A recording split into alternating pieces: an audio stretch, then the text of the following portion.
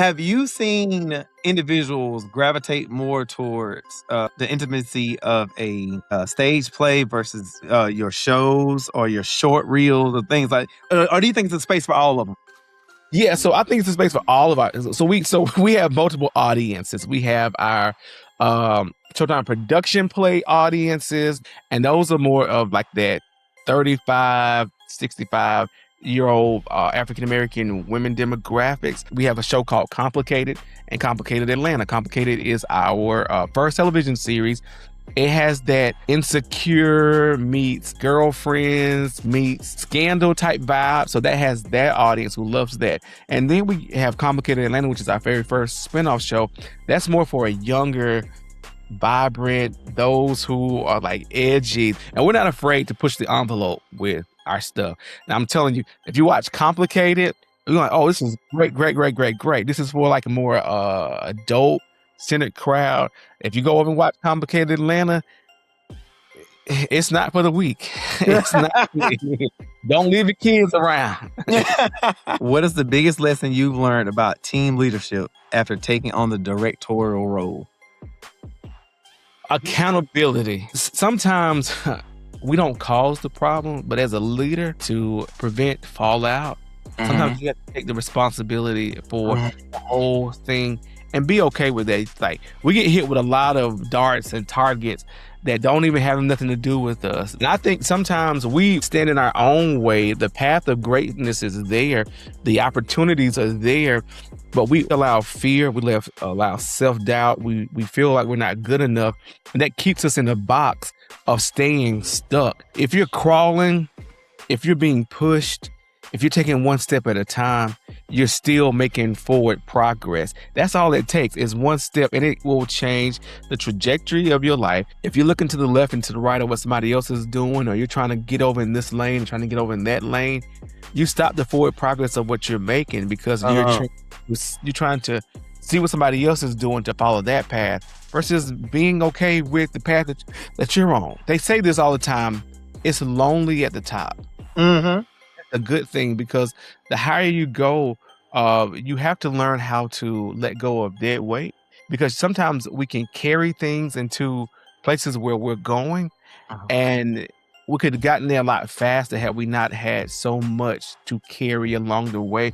What is something industry standard wise that you just don't agree with, or you've come to like, you know what, I used to think this way, but it ain't quite what works for me? You know, is there anything that you can share with the audience that's like a little bit different? So people who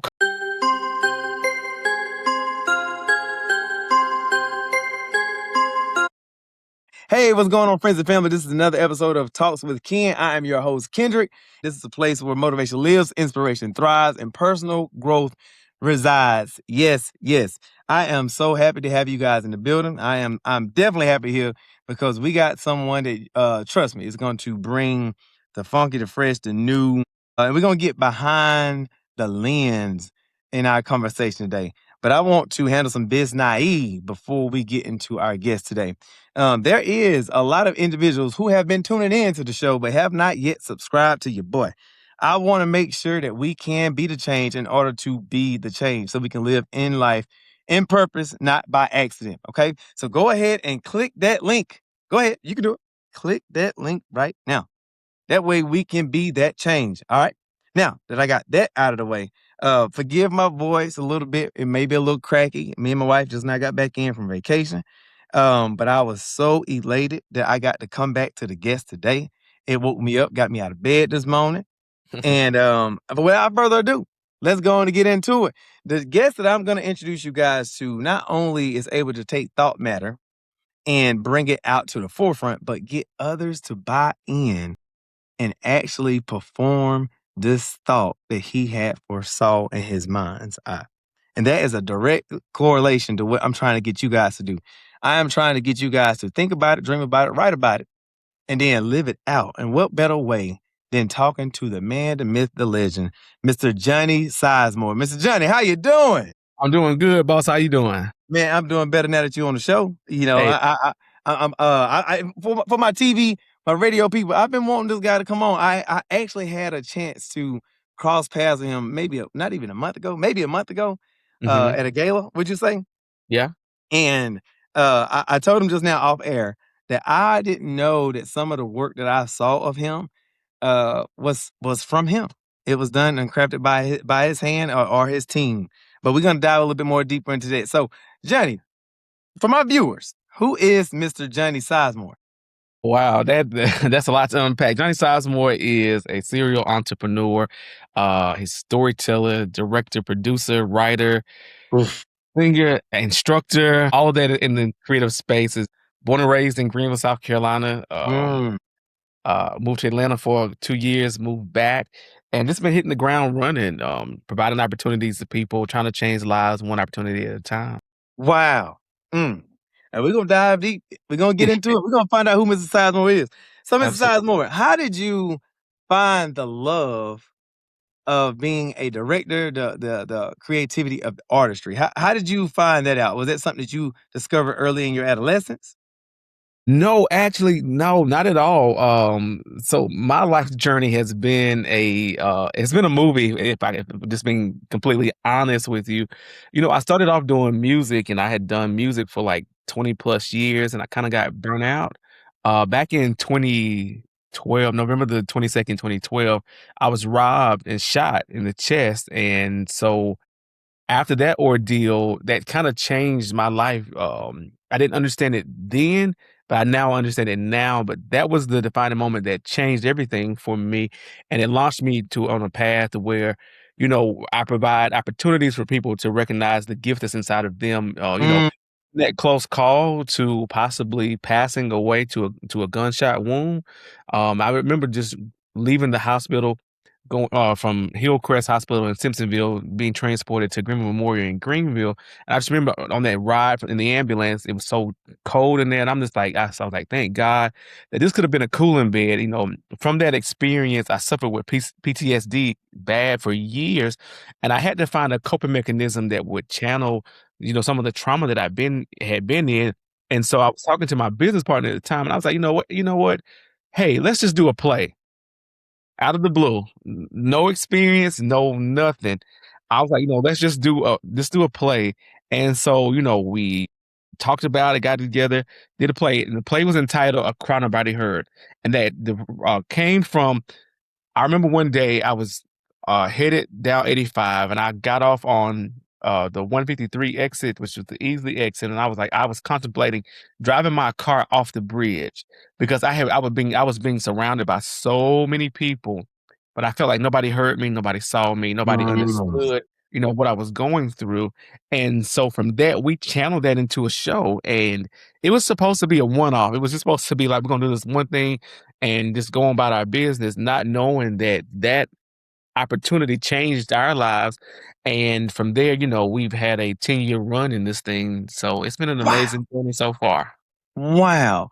Mhm. Let's unpack this a little bit. Okay. So, before your incident, were you kind of comfortable with the lifestyle that you were living? Um, Having by way either unbeknownst, you're like, hey, this is the career path that I'm choosing. I'm gonna rock this thing out, when you're talking about your music. And but what was your mindset like? Have you always been, hey, I'm gonna shoot for the stars, or was it something that was cultivated to you by yourself in your adult life? It's very hard for a lot of people to like, you know what, I'm gonna pivot and I'm just gonna do it. Yeah. I know 40, 50, 60-year-olds that still have a hard time with pivoting, taking what life has been giving them, analyzing it, dissecting it, and then moving in a different direction. Can you kind of talk a little bit more about your mindset on that? Yeah, so for me, I was determined not to be a product of my environment. I didn't grow up in the suburbs. I didn't grow up in, a nice bustling neighborhood. I grew up in the hood, and Hmm. people that surrounding me. And I was determined at a young age, like teenage years and above, like I would not succumb to this. I wanted so much more, and I was always different. I never was the type of person that fit inside any boxes. I was always like isolated. I wasn't the coolest kid in school. I was actually the class clown because I thought that was the mechanism that I needed to utilize to gain people, friends, not knowing that was going to be a detriment to me as I progressed Mm. through. trying to impress people who didn't give a darn about me, my well-being, anything of that magnitude. So, I kinda struggled because I was I had ADHD, which you will probably notice in this interview. But yeah, from there, I was just determined, not to be a product of my environment, and I know that there's so much more inside of me. I didn't have the knowledge or the resources that some others may have had, but I had the determination. I know that whatever I put my mind to, it's gonna happen one way or the other. I'm gonna fight, kick, scream, or I'm gonna take the path. If it leads me down a dark path or a wrong path, I know how to pivot and move to another direction that's gonna lead me home. So yeah. Wow.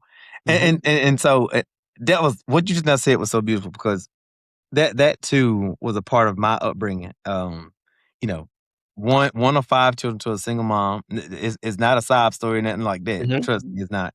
But I had to be able to see beyond my current situation. And so with you, which we're gonna dive into in a moment, but you were able to cultivate that to be able to have that idea, write it down in a screenplay or a script, articulate in a way that others can feel what they need to mhm. feel to portray a certain feeling. Being able to do that as a director is very skillful, but being able to do that as a human being is an outlier. I mean, because much of, I would say, any kind of entrepreneur, any aspiring uh, young lad, young lady has to be able to see beyond their current predicament. Mhm, And you not only express it to yourself coming from quote unquote the hood to having an incident that you were able to pivot mhm. and using that as a catalyst to like, you know what? Let's go ahead and do it. Nothing stopped you in that moment, even when you said you were thinking about taking your own life.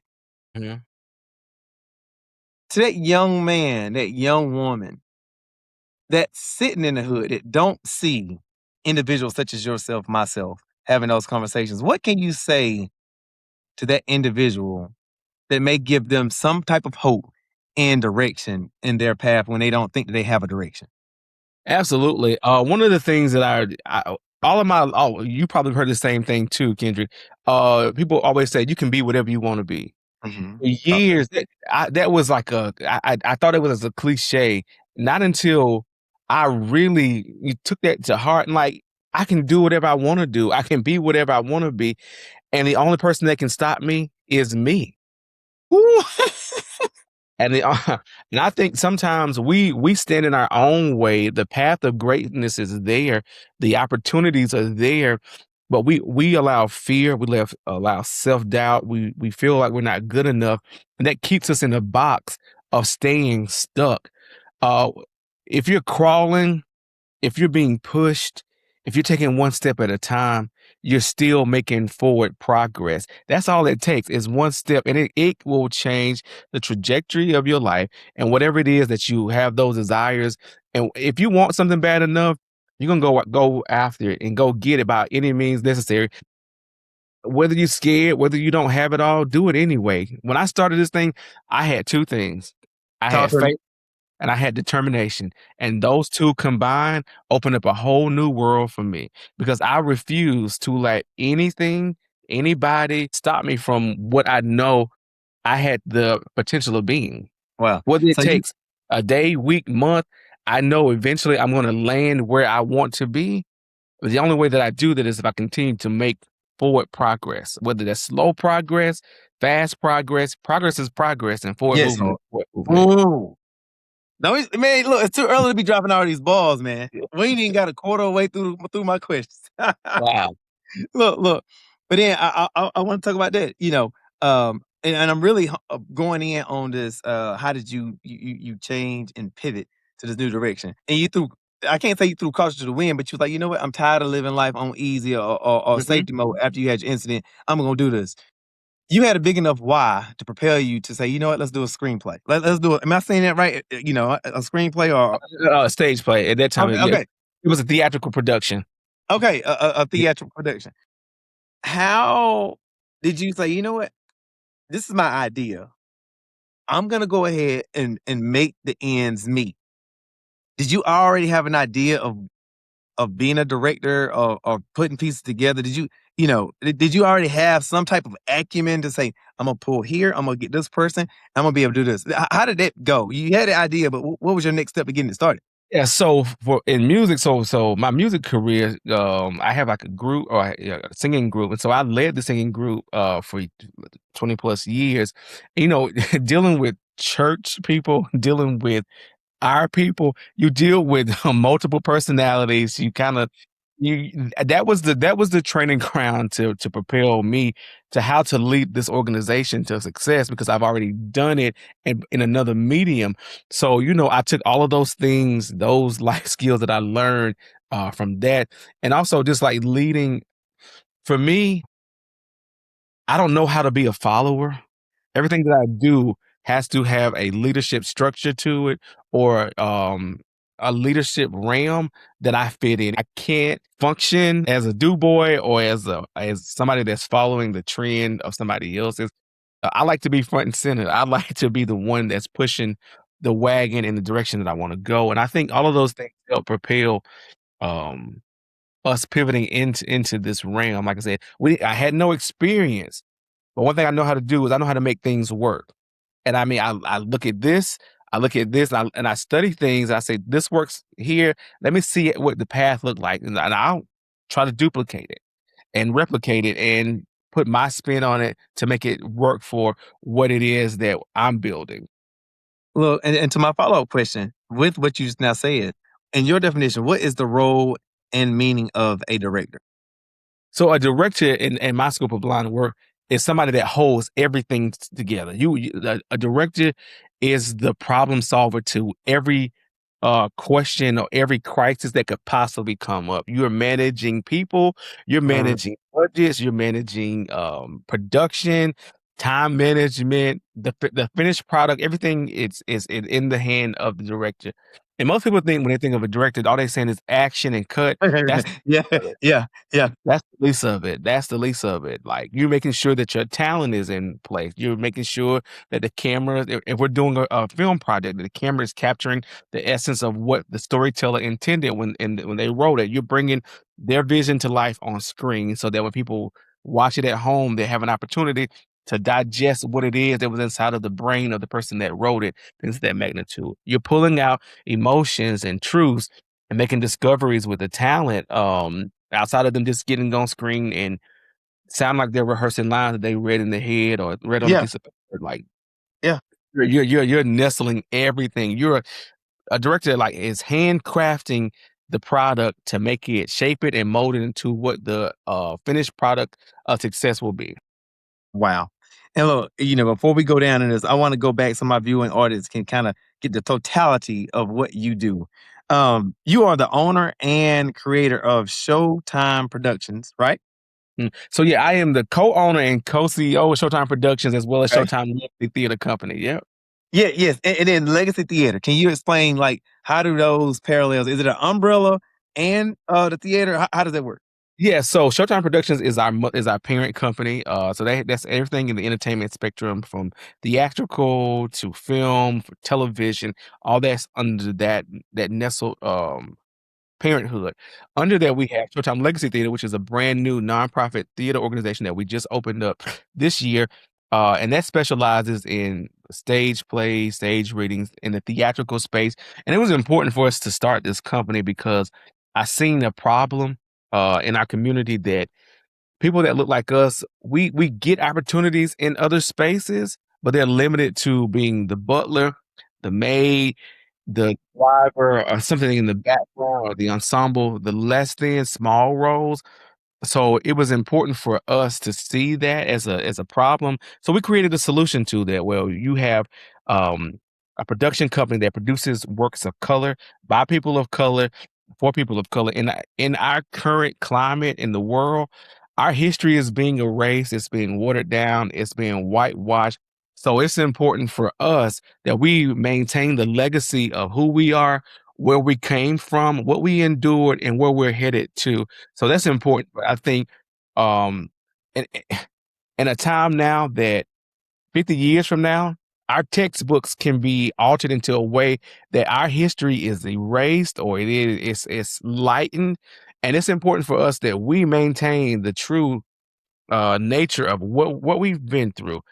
People will be able they're gonna know the name Emmett Till. They're gonna know the name Harriet Tubman, Nolan Wells through our production companies because we're going to ensure that people that look like us know our value, our worth, our history, and where we come from, and not as a sad story, but as a triumphant signal of victory that like we have overcome so many things and we still have a way of making things happen. We I have a love it. way of coming out on top, and so that's what we do. That's what Showtime Legacy Theater is. And then we have our Creators Connect, which is a more educational piece for actors, classes, events that cultivates the talent and bring them up. So yeah, we all that's nestled together under the whole Showtime umbrella. And then we have our outreach component, which is called Showtime Cares, where we give back to our community through book bag giveaways, through back to school events, feeding the hungry during the holidays, and just really pouring back into our community. Like, we just did a Pampered Princess party a month ago where we brought adolescent girls under the ages of 12 to come. They got their hair done, the makeup done, nails done for free, and they were poured back into about how beautiful they are as princesses and things like it was a beautiful event. This is so much more than beyond the playwright. Oh, absolutely. This is community. This is outreach. Mhm, This is wow. This is all encompassing what you're doing. And this is what I was trying to get my audience to understand too. All you gotta do is just start. You don't know how big and far your reach is gonna happen. You just don't know. And hearing what you're talking about, coming from adversity, creating a space, creating a production company, co-owning a production company, becoming a director, and I think you do some photography as well. We're gonna get into that as mhm, well. But using what you've created, this thought matter. I always talk about alchemy, taking raw material, nothing, bringing it out, right? Turn it into gold.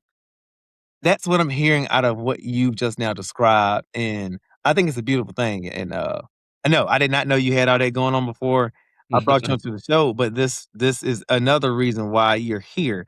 And these stories is what we got to hear as a community, just in mhm. period. Um, and how one person can be the catalyst for change. Yeah, absolutely. And so I love how you eloquently described that. How many at this moment, with your playwrights, how many scripts or playwrights would you say you currently have under your belt? All right, so in the theatrical realm, I think we have 8 productions under our belt. We have 2 television series. We have 3 films out right now. The television series and some of the film projects are streaming on Amazon Prime and Tubi right now. Our YouTube channel is booming with all of our original stage plays under the Showtime production umbrella are listed over there. We're getting into short films, vertical series, and things of that magnitude. So let me talk about the playwrights and stuff first, or the stage plays. Mhm, Have you seen that grow? I'm gonna say this: the very first time I've ever was introduced to a stage play. I'm being honest. I mean, well, probably when I was little, it was like Peter Pan. I would say that was probably Peter Pan. Like it was one of those. Like not the one on TV that came to the movies, but a yeah. play. The play Peter Pan, yeah. Yeah, it was that, and then after that was my like high school years. Was I in ninth grade? I don't know. I think I was ninth grade, 10th grade, something like that. It was the Tyler Perry series, and I thought that was like wow, like that was pretty cool. It was new, but it was cool to me. Have you seen individuals gravitate more towards, the intimacy of a, stage play versus, your shows or your short reels or things like or do you think it's a space for all of them? Yeah, so I think it's a space for all of our so we have multiple audiences. We have our Showtime production play audiences. Those are people that ride that have been there since day one. And those are more of like that 35, 65-year-old African American women demographics. And like so versus our YouTube channel. we have over like 17,000 subscribers. This off these plays, they're getting 500,000 views, 200,000 views, and things of that magnitude. And that has propelled that audience. Now, our television and film audience is totally different. These people enjoy the film aspect of what we bring to the stage. Like we have a show called Complicated and Complicated Atlanta. Complicated is our first television series. It has that insecure meets girlfriends meets scandal type vibe. So that has that audience who loves that. And then we have Complicated Atlanta, which is our very first spinoff show. That's more for a younger, vibrant, those who are like edgy. That's the type of show that is. So if you like The Shy, if you like 20s or a show called Giants and Yeah. that nature, Noah's Ark, that fits in that realm. So it's important for us that we provide entertainment that fits everybody. Like we don't want to be a one trick pony. We want to make sure that we are well rounded in the stories that we tell and the authentic stories that we tell, or we don't just do things just to entertain.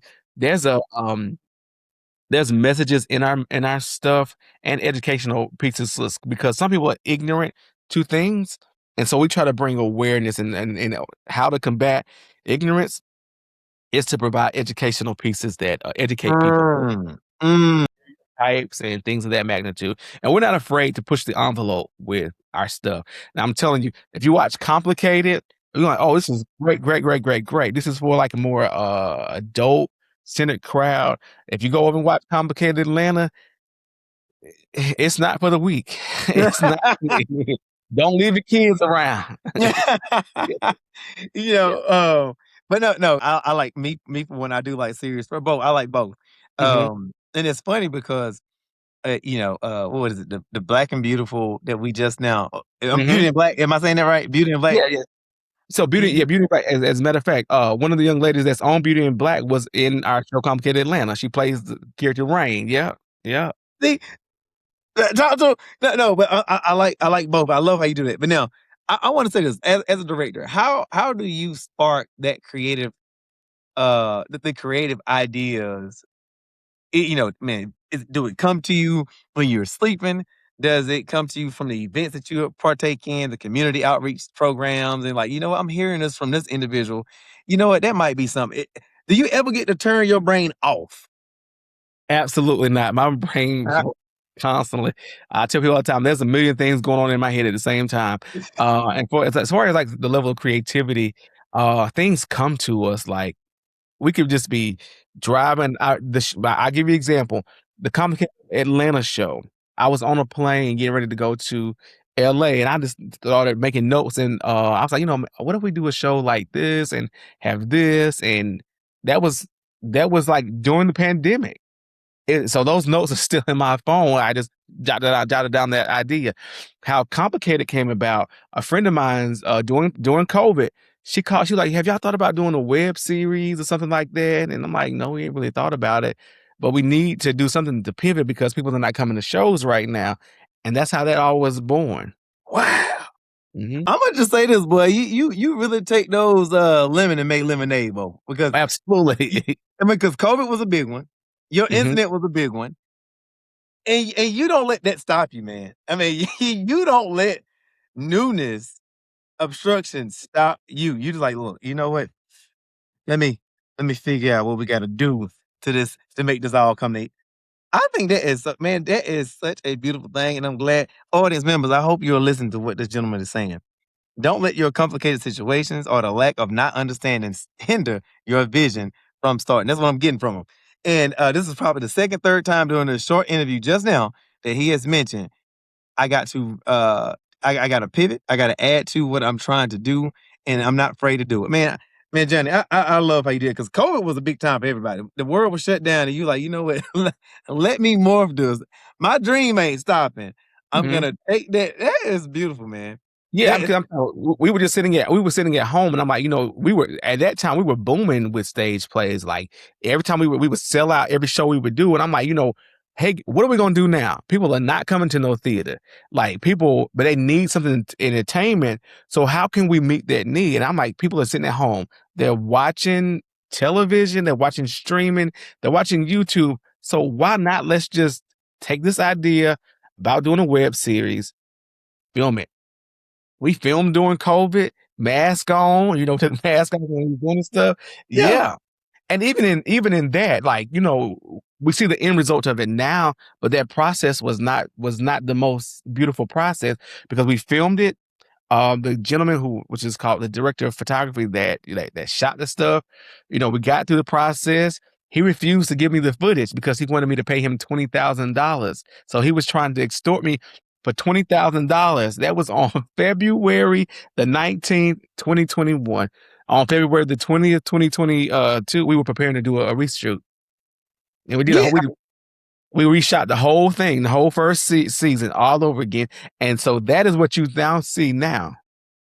Like, man, listen, one thing I told you, the only thing that can stop you is you. And I refuse. I refuse to let anybody hold me hostage. If I have the dream, the vision, it's going to come Yeah. to pass one way or the other.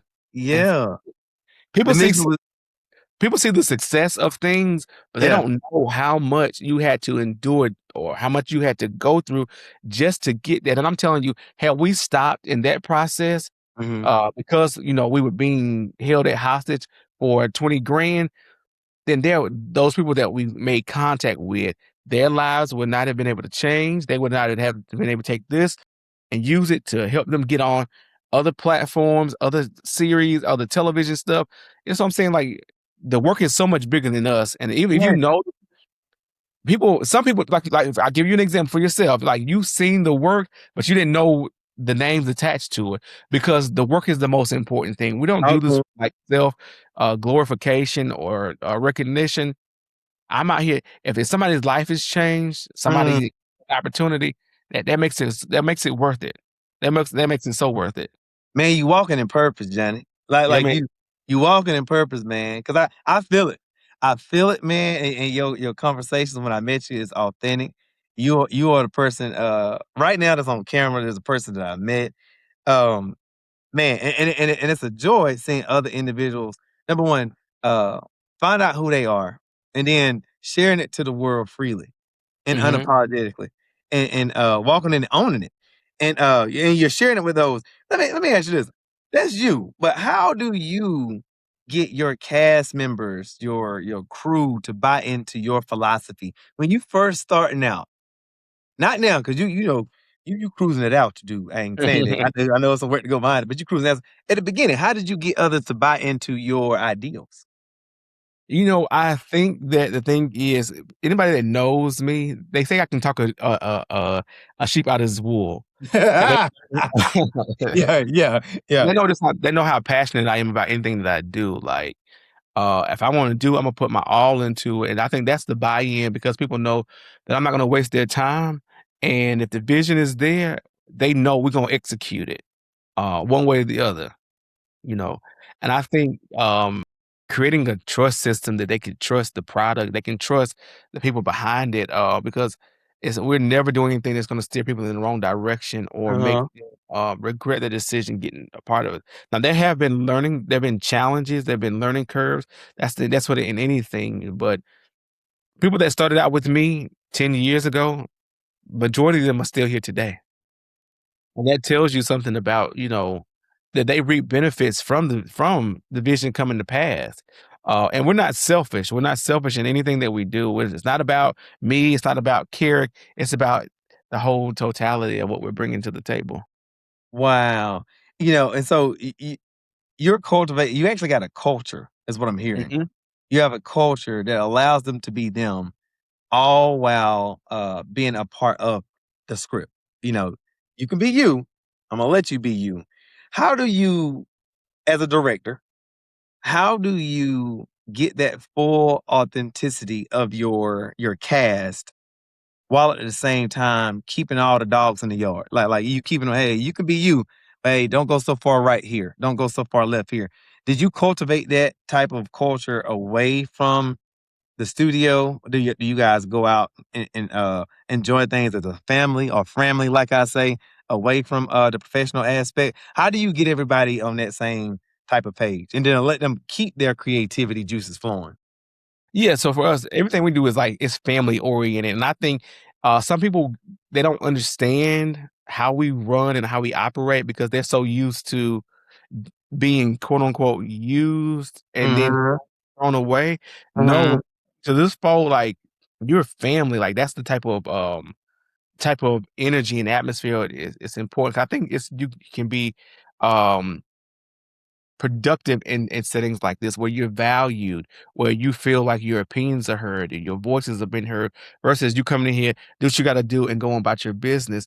And I think for like keeping people intact, they know the heart, they know the vision, and they it's big for me for us all to be speaking the same language. So I'm gonna lay it out to you. This is how it is. This is how it's going to be, and we all speak that same language. So no outside entity can come in and try to disrupt Wow.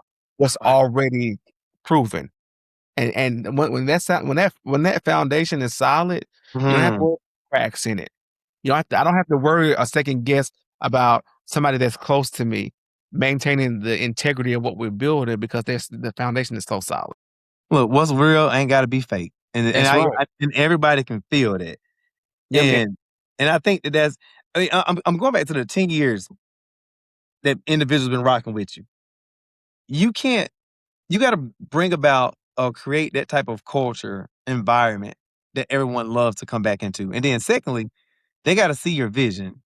They gotta understand the vision, and they gotta fall in love with it so they can, still partake in bringing that vision to light.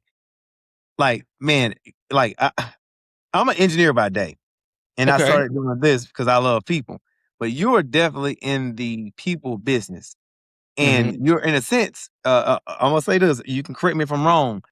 I would think that you would have to be an empath of some type of way to say, I know how he's feeling, I know your frustrations right now, but I'm gonna help you get through it. I know this is a tough scene, I know this is a hard script, but I'm gonna help you get through it. You gotta kind of not only think about you, how you want them, but you gotta kind of know your cast in order to get that authentic feeling to shine through the camera. Mhm. Would you say that's a correct assessment? Yeah, and I think that's one of the things that has success set me up for success is everybody know when you talk about Jonathan, they're gonna say he has one of the biggest hearts in the world. Like, you know, people's well-being are one of the most important things to us because if you're good, you're gonna be able to bring a good product to what we bring to have on the table. If you're not in a good space, that negativity or whatever's weighing you down will seep into what we're building. And in order to combat that, I have to know what's going on with you, and you have to really know and understand that I care outside of the business side of things, the personal Mhm. side of things. Because I tell people all the time, if you ask anybody, what's the one question Johnny's gonna always ask us, and that is how do you feel? Because I care enough about how you feel. Like, and I think most time we've been so programmed to say, "Oh, I'm fine," when you Ooh.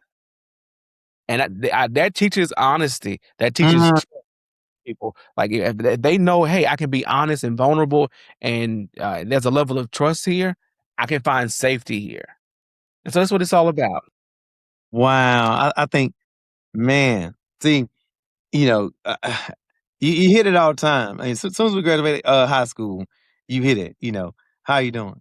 I'm good. Mhm. I'm fine. I'm here, ain't I? Stuff like that. Yeah, yeah, And we kind of desensitize ourselves to being honest and truthful, the one with ourselves, which takes us further away from who we really are. And it stunts creativity. That yeah. stunts imagination. And so you do want to pull that out of individuals. And here I am. I'm 42 years old. And I recorded a video not too long ago. Well, actually last week while out on vacation. I recorded a video talking about that very thing. I mean, it's one Wow. of those things to where you really got to be honest with yourself. I mean, it's one thing to go to bed and you don't even know who you are. Mhm. And you are you're mature enough to know I'm gonna create an environment that's conducive for the whole. I wanna see you. I really want to see you. Mhm. And I think that's not enough in our day-to-day life. We're talking about direct you being a director right here, but I'm equating this to life because so much of us probably feel unseen or our feelings aren't heard Mhm. enough. And man, by gosh, man, what you're talking about with the community, I keep saying community because that's what you are. You are creating a space because those ones that are on site, on set, they're gonna unbeknownst or knowing to you, they're gonna take that same aura, that same feeling, that same vibe into the places and spaces in which they live. And that goes outward. And that, my friend, is how you change a whole entire community. That's how you Absolutely. change a state. That's how you change the country. Because I always, in history, I studied this. You can tell the strength of a nation by the strength of the family units within.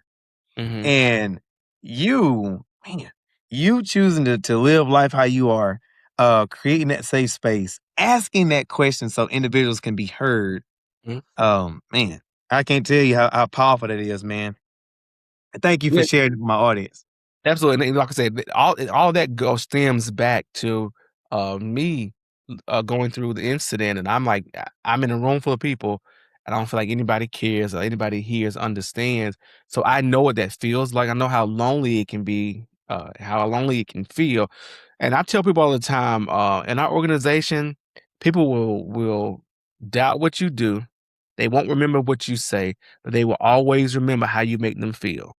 And so for us, it's important that we keep that Chick-fil-A, that Ritz-Carlton type of culture that you know the experience you're gonna get when you go to both of those places. You don't have to guess it. That's the type of experience that we want to have inside of our organization. And then when anybody comes in, whether they're a Patreon, whether they're a crew member, whether they are an audience member, whether they're a cast or whatever the case may be, we want to create that same culture at all times. Wow. Look, let me let's expound upon. You said something right. This wasn't a question that I had, but I want to talk about this. You talk about a point when you felt lonely, Mhm. but you as a director, there is a sense of I want to get your definition of being lonely versus being alone because I think that when you're a leader, I'm gonna say you're a leader as a director. You are a leader of men and women. As a director, you're leading out in the front. You're in the front, which is you in a sense being alone. Mhm. Can you talk about the difference, your personal difference of feeling of being lonely and feeling a sense of, man, I'm hurting on the inside versus I'm now a director and leader, but sometimes I have to be alone to think. Can you differentiate the two for my audience? Yeah, I think being alone, it's not a bad thing. Talk to me. Uh, Sometimes isolation brings out the very best of you because you've canceled out all of the noise, you've canceled out all of the opinions, and you can really lock in and focus in on what the dream, the vision, and the desire is. And you can do that with a clear head. You can do that without any outside influences or things of that magnitude. I think that's important. Um, they say this all the time, "It's lonely at the top." Mhm. A good thing because the higher you go, you have to learn how to let go of dead weight because sometimes we can carry things into places where we're going, and we could have gotten there a lot faster had we not had so much to carry along the way. And I tell people this all the time, um, just because I'm headed to New York and you're headed to California, it doesn't mean we don't like each other or we have issues with one another. It simply means we're just headed in two different directions. And when you can learn how to appreciate the direction and the path and where you're going, and you can get tunnel vision, so you're not concerned about what Ken is doing over here to the right or what Sue is doing over here to the left. You're only concerned about keeping your eyes straight and focused, and I think that is one of the most beautiful things you can grasp and comprehend, and Yeah. it's gonna push you and propel you because if you're looking to the left and to the right of what somebody else is doing, or you're trying to get over in this lane, trying to get over in that lane, you stop the forward progress of what you're making because Uh-huh. you're trying to see what somebody else is doing to follow that path versus being okay with the path that you're on. It's gonna lead you somewhere, but Right. you may have gotten there faster had you taken the straight road versus going off the back road and making a lot of U-turns and things of that nature. Man, Mrs. Sizemore giving out class right now, y'all. I hope y'all Mhm. get what he put down because I am. Boy, you give me gooses over here, man. Again, I mean, you're saying a lot of things that I had to learn in my own life, and that's one reason why I'm conducting these podcasts and interviews like this now because what you just now said. Once I learned to live for me, life began to be fun. It began to be. I started to look at every problem as for my betterment, and I said this on other podcasts. I looked at everything for my betterment. If I ran into something that I didn't quite know or understand, I just had to dive in and lean into it, even if it was an uncomfortable feeling. I had to lean into it. What is this revealing about me that I don't quite understand and know about myself at this moment? And that's why I always say, me and my barber, we talk about this a lot. Is you can learn something from anybody at any time, and I consider myself a student of life at this moment in my life, and I believe that when you're being your authentic self and choosing to share that you become some type of beacon and magnet towards other individuals in life because you're such an outlier. And it's like with you, I'm asking these questions to you.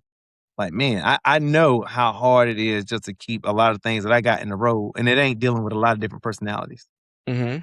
Um, and again, it's probably the third time, but I commend you for doing so.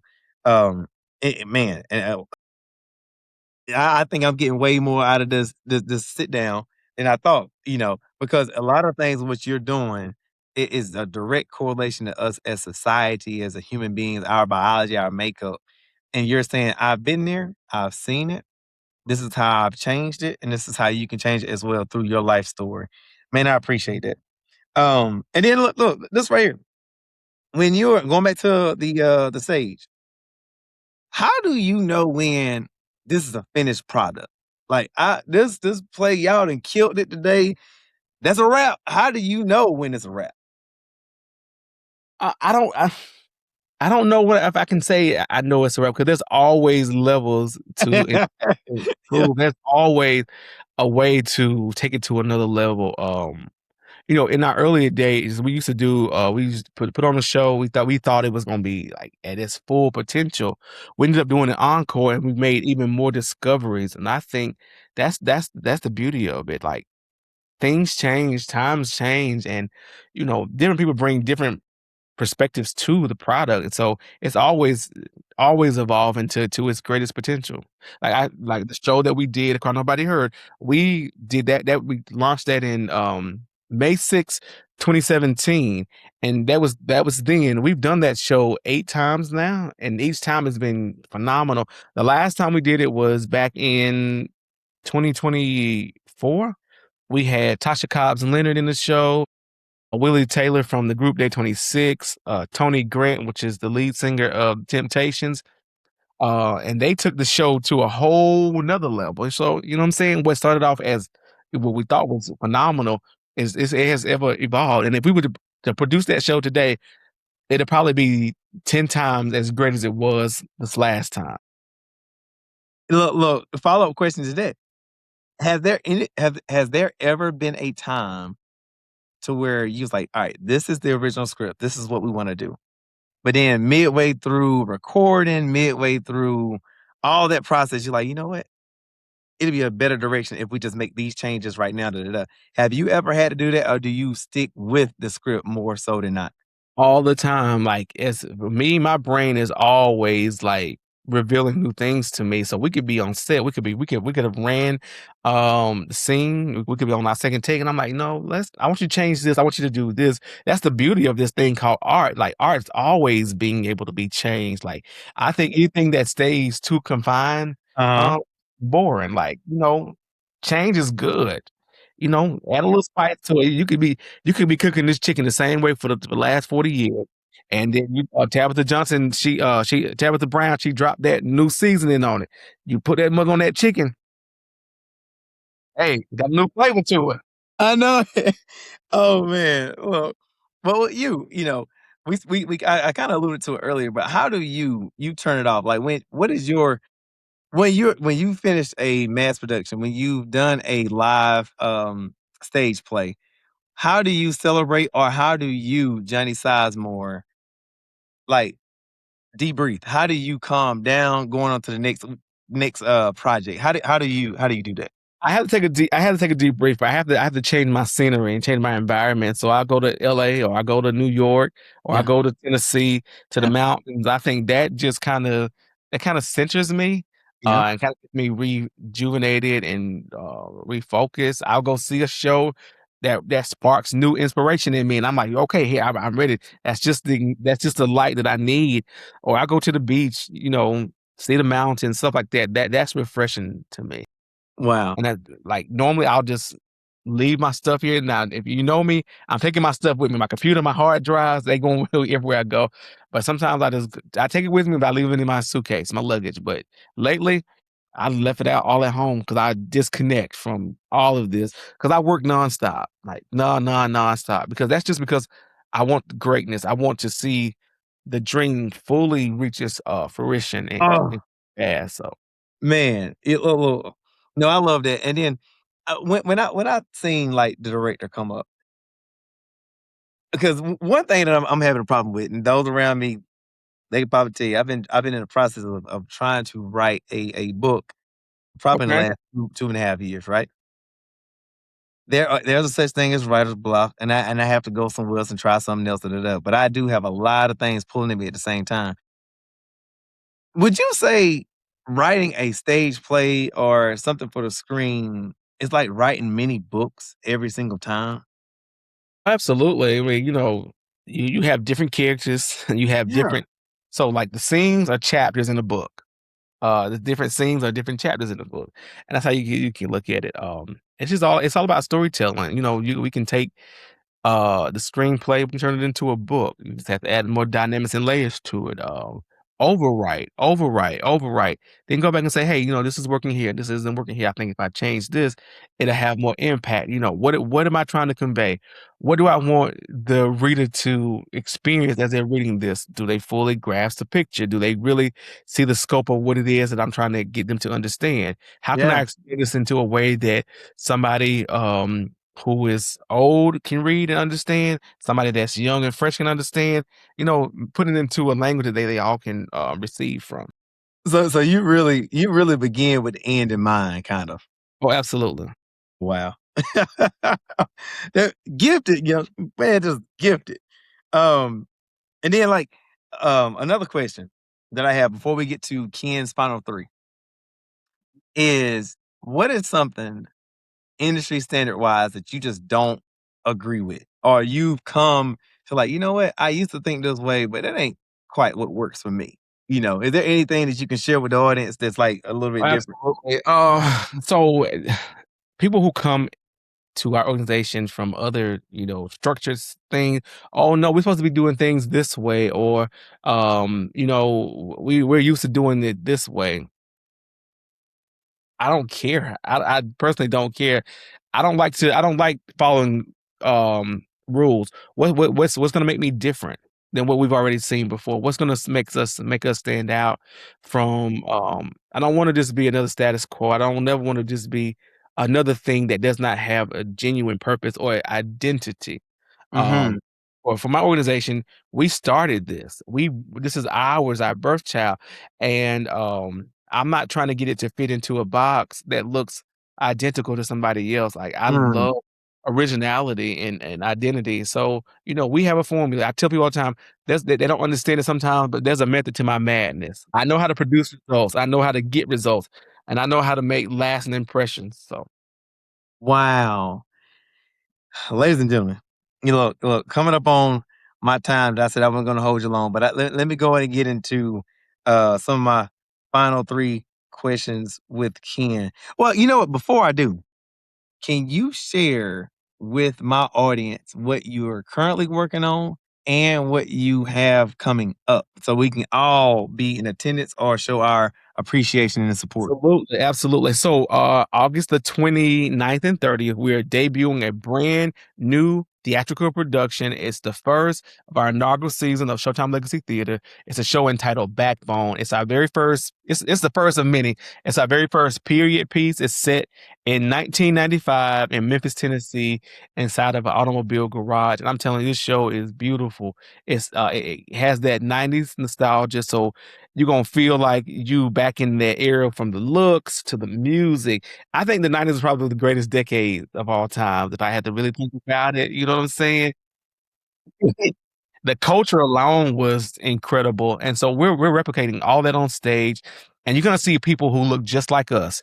You're gonna see people that's gonna remind you of your granddaddy, your uncle, your aunts, your big mamas, and stuff like that, and it has, like, that real feel of flawed individual, flawed characters, not no picture perfect family. It's not that at all. It's beautiful. It's as messy as the garage is, and it's about I how like to that. preserve legacy, and you see 3 generations and what legacy means to them. You have Pops, who's one of the main characters. He represents the past. You have Dee Dee, his niece. She represents the future. I mean, the present. And then she has a son named Malik, and he represents the future. And they're fighting over what legacy really means to them. And sometimes we can fight so hard to expose truths, and Yeah. that truth may just damage and blow up a whole entire family. But then they're also met with outside pressures from the community, where the city is trying to take their business. It's one of the longest standing Black shops in this area, and they wanna take it, and they wanna make it into a parking garage. And so gentrification is real. It's now and even back then. And so you see how all of this comes together. You see how this family comes together to protect what's really theirs. So it's beautiful. Backbone. Yes, yes, yes, yes, yes. And then we have our whole 2026-2027 season of our Showtime Legacy Theater. We have a music review called Night of Legends coming soon. We have a holiday show called Home for the Holidays. We do our legacy show where we honor playwrights of color who have made impact into the theatrical scope. And we have August Wilson's A Piano Lesson coming this February. And then we're closing out this show with the season with a brand new show called Jada's African Hair Braiding. It's a hilarious comedy that I think everybody is going to enjoy. So that's what we have on the theatrical side. We just released Complicated Atlanta, streaming on Tubi, and we have a couple of film projects in the works now for the rest of the year. So it's going to be an amazing time. Mr. Sizemore. Man. Yes, thirsty. Man. Well, when I tell you this man is bigger than life, this is bigger than life. Just when you're talking about the new one that you're about to produce, man. I mean, that's coming out. That's life that you're Yeah, putting on display yeah, man. It's at just going to every level. Oh, I got to tune in. I got to tap in. Wow. I can't wait. I can't wait. Are you ready for Ken's final 3 questions? absolutely. All right, let's get it. What is the best piece of advice that you have that has shaped your directing philosophy? Just do it anyway. Just Do do it. it anyway. Do it anyway. Yeah, do it anyway. Whether you know it or not, do it anyway. Whether you have the resources, do it anyway. Don't matter, do it anyway. Nike said, just do it. Like I said, it's one of those cliche things, but that is it's powerful. Just do it. Yeah. Man, next question. How do you balance chasing short-term targets with long-term goals? So I see the end result, and I know that every milestone, every stepping stone will eventually lead me there. So if I can take care of the small things, all of them gonna propel me to the big things. My guy. And then last question. What is the biggest lesson you've learned about team leadership after taking on the directorial role? Accountability. I think that's one of the biggest things for me is even sometimes we don't cause the problem, but as a leader to prevent fallout, sometimes Mhm. you have to take the responsibility for Mhm. the whole thing and be okay with that. It's like we get hit with a lot of darts and targets that don't even have nothing to do with us, but take accountability for it. Keep the train moving. Because if people get stuck, that holds up the progress, and we can't make progress stuck. So yeah. Wow. Mhm. Look, I asked the last 2 guests this question, and I'm done with my final 3 questions with Ken, but I feel like I gotta ask you this. What piece of advice would you leave for the next generation? Piece of advice I would leave for the next generation would be trust yourself. Like, really believe in what you have and embrace your authenticity. Like, so what you don't fit in, so what you don't have everything that other people may have. You have you.